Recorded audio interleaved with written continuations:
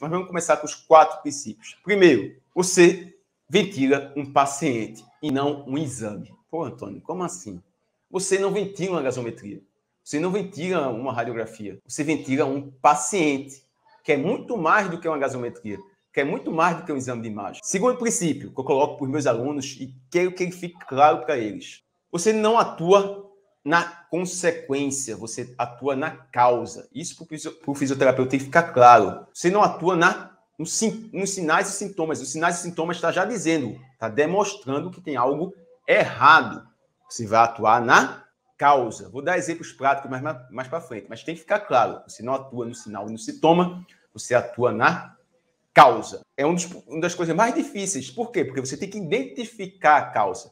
E para identificar a causa, vem para o terceiro princípio. Ventilação mecânica não é mexer em parâmetros do ventilador. É ter o raciocínio clínico para conseguir tomar a melhor decisão. Você tem que desenvolver o raciocínio clínico para tomar a melhor decisão na ventilação mecânica. Se for só para mexer um botão, é conhecimento técnico. É ler o manual, ler um protocolo e mexer no botão. Isso aí é simples. Saber o que fazer, como fazer, a melhor forma de fazer e o que é mais benéfico para o paciente é o que você tem que procurar cada dia. Que é isso que vai fazer diferença para o paciente. É isso que vai modificar o desfecho do paciente. Mexer em botão não é o que vai fazer você ter segurança. Saber passar de PCV para PSV é o mínimo, mas não é o que vai fazer você fazer com segurança, você atender com segurança. Isso você aprende em 20 minutos. Mexer no equipamento, no aparelho, você aprende em menos tempo, mas ter a capacidade de avaliar, definir a conduta e realizar a conduta fisioterapêutica e a conduta na ventilação mecânica é que vai fazer o diferencial. Então, abordei aí o terceiro princípio, que é você ventilar, é desenvolver o raciocínio clínico e não mexer em botão. Esse é o princípio que eu ensino para os alunos. Vocês vão entender mais na frente com exemplos práticos. E o quarto princípio. Primeiro, atue no básico. Depois você vai atuar no que é mais avançado. Mas primeiro você tem que dominar o básico e ventilar com o básico. Dá um exemplo que aconteceu hoje. O paciente está customizado com um nariz artificial. O nariz artificial é um filtro que aquece e umidifica. Né? Na verdade, não é um filtro, que o filtro ele tem que filtrar, mas ele aquece e umidifica as vias aéreas.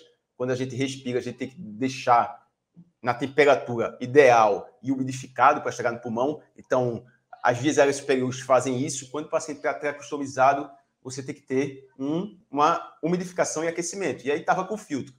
E o paciente estava com filtro e eu fui ver o paciente. Quando eu fui ver o paciente todo... Falta de ar.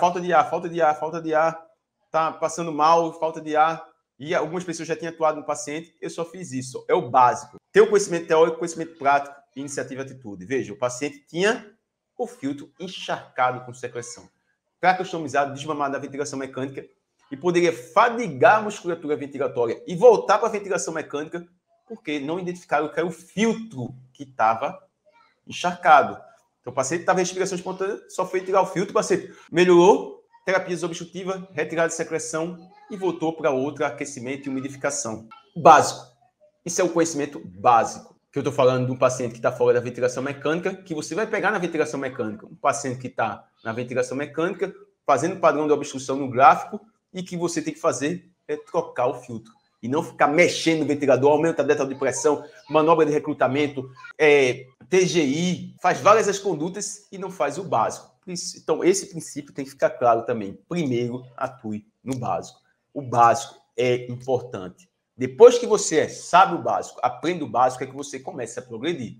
E não começa do avançado. Eu quero saber a sincronia, eu quero resolver a sincronia. Não, a sincronia pode estar sendo causada pelo básico. A sincronia pode estar sendo causada por causa de um filtro encharcado.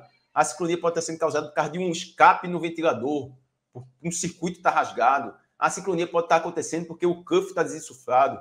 A sincronia pode estar acontecendo porque o paciente está com febre. A causa de uma sincronia pode ser causada pelo paciente ou pelo ventilador. Identificar a causa é mais importante do que você ficar correndo atrás de fazer mágica. O simples que vai fazer a diferença.